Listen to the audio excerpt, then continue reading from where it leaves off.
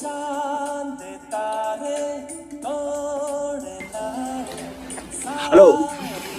किसी भी इंसान के पैदा होने के साथ ही भगवान का एक गिफ्ट उसके साथ आता है। एक बहुत बड़ी ताकत उसके पास होता है। वो ताकत है सपने देखने की ताकत। किसी भी इंसान, कोई भी इंसान जैसे ही पैदा होता है उसके बाद से ही उसको सपने देखने का ताकत मिलता है, गिफ्ट मिलता है। और लोग इस ताकत का उपयोग करके अपने लाइफ को अलग अलग मुकाम पर ले जाते हैं। मैक्सिमम केसेस में 99% लोग तो सपने देखते ही नहीं है। सपने देखना सीखना होगा, सपना देखना होगा, फिर सपने साकार होंगे। दोस्तों, मैं हूं सोम, सेल्फ हेल्प ओरिएंटेड मिशन के रचयिता। मेरा एक मिशन है, जिस मिशन में मैं आप जैसे हजारों करोड़ों लाखों भाइयों का मदद करना चाहता हूं, जिसमें वो अपने युक्ति बुद्धि विवेक रिसोर्सेस से अपने मिशन की तरफ कामयाब हो सके, इनकम जनरेटिंग प्लान्स को अपना सके और अपना सपना साकार कर सके।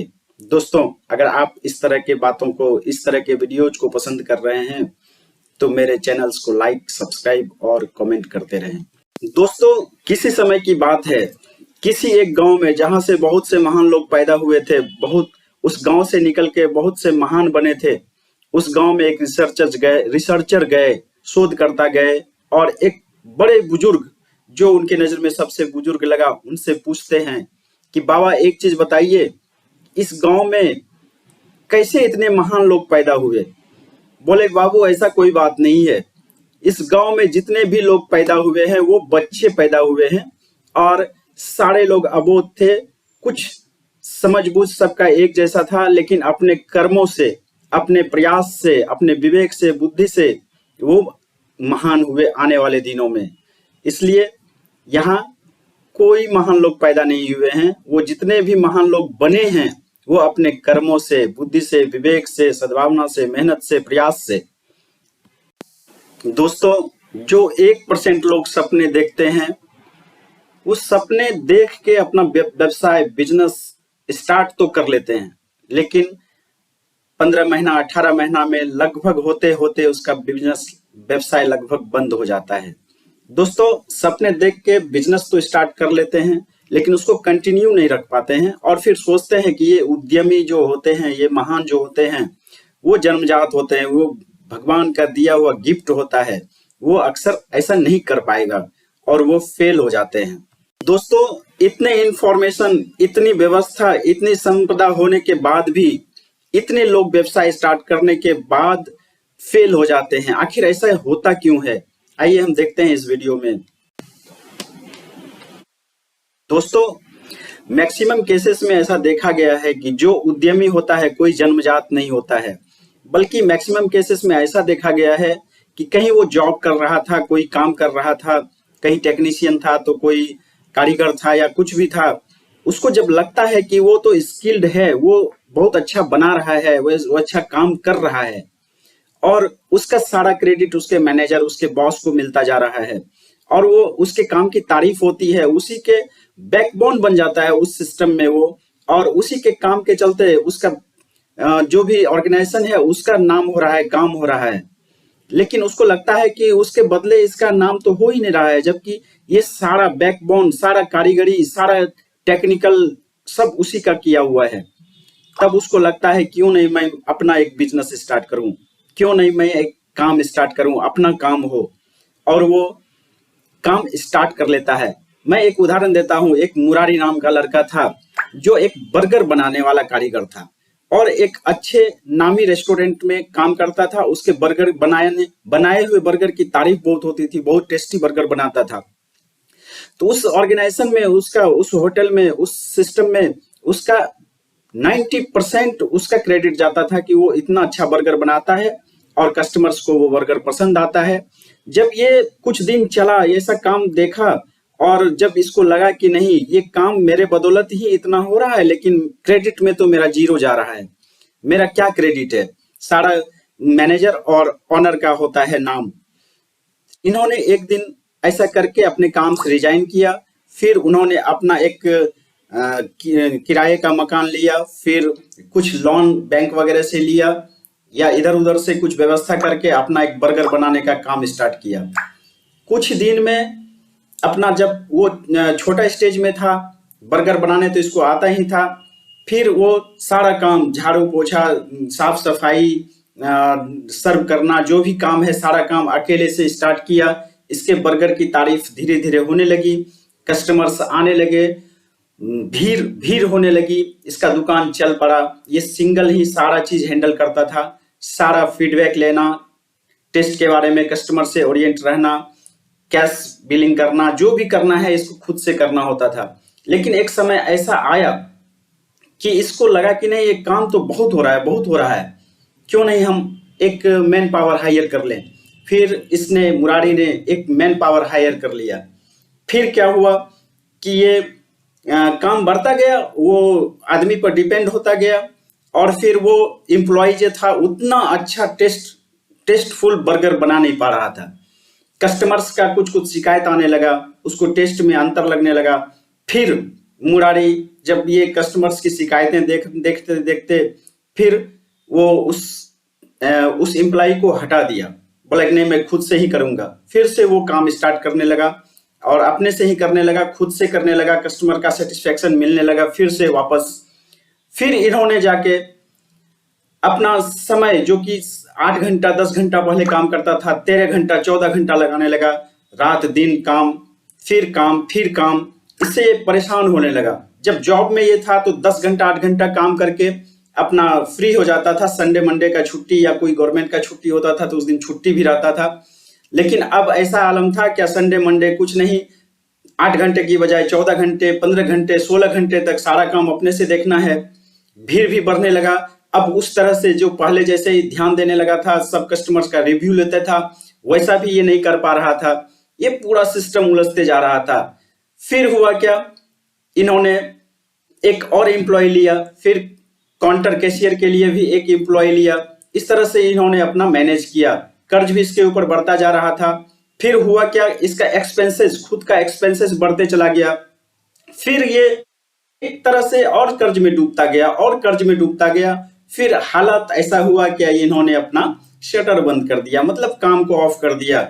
इससे क्या फायदा जब घाटा में ही चल रहा हो, स्टाफ का एक्सपेंसेस ही ज्यादा हो रहा हो, तो फिर क्या फायदा बिजनेस का। इन्होंने शटर गिरा दिया, अपने काम को फेल कर दिया। दोस्तों, ध्यान देने वाली बात है कि ये ऐसा हुआ क्यों। मुरारी एक सफल कारीगर था, टेक्नीशियन था, वो अच्छा बर्गर बनाता था। उसी के बदौलत किसी अदर ऑर्गेनाइजेशन का बहुत बड़ा नाम हो रहा था। लेकिन जब उन्होंने खुद का काम स्टार्ट किया, खुद का व्यवसाय किया, तो फिर वो क्यों फेल हुआ, क्यों फेल हुआ, आइए समझते हैं। दोस्तों, एक टेक्नीशियन था वो मुरारी, और किसी जगह काम कर रहा था। वो हो सकता है कि टेक्नीशियन में एक नंबर हो, वो 100% टेक्नीशियन हो, लेकिन कोई ऐसा नहीं है उसके साथ कि वो बिजनेसमैन भी सफल हो। जो अच्छा टेक्नीशियन है, जो अच्छा ड्रेसर है, जो फिनिशर है,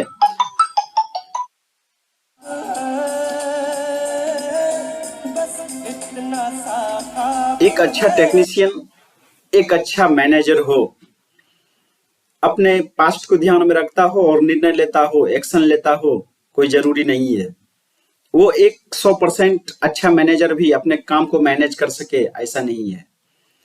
एक अच्छा टेक्नीशियन एक अच्छा विजनरी हो, एक अच्छा उद्यमी हो, एक अच्छा ओनर बन सके, ऐसा भी नहीं है। दोस्तों, किसी भी व्यवसाय को चलाने के लिए तीन लोगों की जरूरत होती है। 3 पार्ट्स होते हैं, 3 स्टेजेज होते हैं, 3 पार्ट्स होते हैं जो कंट्रोल करता है। एक तो उद्यमी खुद होता है, जो मैनेज करता है, जो पास्ट, फ्यूचर, प्रेजेंट तीनों को ध्यान में रखते हुए प्लानिंग करता है, रिसर्च एंड डेवलपमेंट करता है। वो अपने व्यवसाय को फुल साइट नेट देखता है, पूर्ण रूप से उसको देखता है, फ्यूचर, पास्ट, प्रेजेंट, और फिर प्लानिंग करता है। एक मैनेजर होता है। मैनेजर मतलब अपने पास्ट के चीज को देखते हुए, कस्टमर्स का रिव्यू को देखते हुए, टेक्नीशियन को देखते हुए, सारे चीज को ध्यान में रखते हुए एक्शन लेता है, सारे चीज को मैनेज करता है, सारे इवेंट्स को मैनेज करता है, एक मैनेजरियल होना चाहिए, और एक टेक्नीशियन जो कारीगर होता है, जिसके जो बैकबोन होता है, जिसका जैसे रेस्टोरेंट के तौर पर मुरारी का ये बर्गर बनाने का था, वो कारीगर था, टेक्नीशियन था। तो दोस्तों, जो टेक्नीशियन है इतने चीज हैंडल कर सकता है, हो सकता है किसी भी व्यवसाय वो सफल असफल क्यों हो गया, क्योंकि वो तीनों गुण या तो खुद में ला लीजिए, या फिर तीनों के लिए अलग अलग आप मैन पावर हायर कीजिए। आप देखिए कि आप क्या कर पा रहे हैं। ये कर क्या रहा था, वो 80% टेक्नीशियन वाला गुण कर रहा था, 10% मैनेजरियल वाला गुण कर रहा था, और 10% उद्यमी इंटरप्रेन्योर जैसा बात कर रहा था, काम कर रहा था। दोस्तों, जब तक ये इक्वल डिवीजन नहीं होगा परसेंटेज का, 100% जब तक तीनों का नहीं लगेगा, तो फिर किसी व्यवसाय, किसी उद्यम को सफल होना, किसी सपने का साकार होना बहुत दूर की बात बन जाती है। आप इस केस में देख सकते हैं कि जैसे ही वो मुरारी टेक्नीशियन 100% था, लेकिन मैनेजर वो 10% ही बन सका, वो उद्यमी 10% ही बन सका, तो उसका व्यवसाय फेल हो गया। 15 महीना, 16 महीना, 18 महीना में होने के बाद उसका व्यवसाय फेल हो जाता है।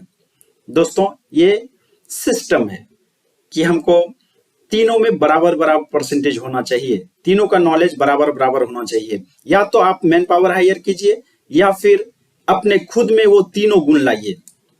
दोस्तों, एक बात और है, किसी भी व्यवसाय को हम 3 स्टेजेज में देख सकते हैं। 3 स्टेजेज में देख सकते हैं। पहला स्टेज जो शिशु अवस्था में होता है, इन्फेंसी होता है, जब शुरुआती दौर में होता है, तो जहां की सारे काम खुद करने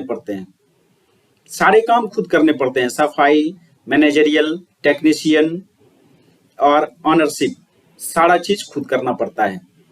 जब आपका व्यवसाय ये थोड़ा थोड़ा बढ़ता है, ये व्यवसाय जब थोड़ा थोड़ा डेवलप हो गया, कस्टमर्स आपके तरफ आने लगे, रस होने लगा, भीड़ होने लगा, प्रॉफिट होने लगी, तो दूसरा स्टेज आ जाता है। इसमें फिर दूसरा स्टेज आ जाता है, जिसको एडोलेसेंस स्टेज कहते हैं। थोड़ा सा बड़ा हो गया, थोड़ा सा किशोरावस्था में आ गया।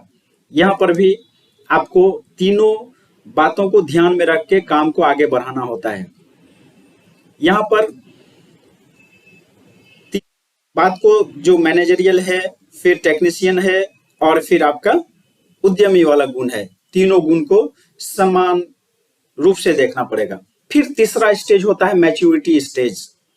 जब आप जॉब छोड़े थे 8 घंटा की, जब मुरारी 8 घंटे के जॉब को छोड़ा था, तो उसके दिमाग में था कि मैं व्यवसाय करूंगा और आर्थिक रूप से स्वतंत्र हो जाऊंगा, मेरे पास टाइम बहुत होगा।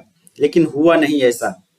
टाइम, आर्थिक आजादी, समय की आजादी के बदले वो और समय बंधता चला गया उसका, और आर्थिक आजादी भी उसकी छीन गई, वो काम उसका डिस्ट्रॉय हो गया। दोस्तों, यहाँ पर अगला स्टेज जो मैच्योरिटी की स्टेज होता है, वो आप कहीं भी रहें, दुनिया के किसी कोने में आप रहें, आप ऐसा सिस्टम बिल्ड कर देते हैं जबकि वो व्यवसाय चलता रहता है। आप दुनिया में कहीं हैं, आपका उपस्थिति, उस जगह उपस्थिति, आप रहें या ना रहें, व्यवसाय आपका चलता रहे। इस स्टेज को मैच्योरिटी स्टेज कहते हैं। जबकि आप पार्शियली रहते हैं, और फिर जब थोड़ा देर के लिए चले भी गए, तब भी व्यवसाय आपका चल रहा है, तो ये सेकेंड स्टेज है दोस्तों। और पहला स्टेज जो नवजात का स्टेज था, उसमें आपको 100% उपस्थित रहना पड़ता है। दोस्तों, ये 3 स्टेजेस जैसे जैसे आप व्यवसाय को बढ़ाते जाते हैं, तीसरा स्टेज में जब आ जाते हैं, तो बिल्कुल रूप से आप आजाद हो जाते हैं। ना आपकी उपस्थिति की जरूरत है, ना आपकी सहभागिता का जरूरत है। आप कहीं भी रहें, दुनिया के किसी कोने में रहें, आप अपने व्यवसाय से, ऑफिस से, आप सिस्टम से जितना भी दूर रहें, तब भी आपका व्यवसाय चलता रहता है। दोस्तों, इस स्टेज को पाना वो मुरारी का मोटो था, लेकिन वो गलती कहाँ कर गया, क्या गुण डेवलप नहीं कर पाया अपने में, क्या सिस्टम को फॉलो नहीं कर पाया, ये देखना पड़ेगा। दोस्तों, अगर हम चाहते हैं कि मेरा व्यवसाय शुरू हो और वो तीनों अवस्था पार करके फिर वो मैच्योरिटी वाला स्टेज में आए, हमें आर्थिक, मानसिक, शारीरिक, इकोनॉमिक सारा आजादी मिले, तो हमें सिस्टम ओरिएंटेड बिजनेस करना होगा, अपना सिस्टम वाला बिजनेस। जैसे हम कहीं भी रहें, मेरे व्यवसाय को कोई दिक्कत नहीं हो। जैसे एक स्टारबक कॉफी शॉप है, मैकडोनाल्ड का बर्गर वाला सिस्टम है, और भी कई तरह के इस तरह के व्यवसायिक घराने हैं, व्यवसायिक सिस्टम है, जो एक सिस्टम बना दिया, उसके आधार पर चलता गया। कुछ ऐसे सिस्टम है जिसका कॉफी कहीं भी पीजिए आप, सारे जगह एक टेस्ट मिलेंगे आपको। जैसे उस रेस्टोरेंट में मुरारी काम करता था, जब वो वहां से गया होगा, जरूर उसका बिजनेस इफेक्ट किया होगा, उसका टेस्ट में अंतर हो गया होगा।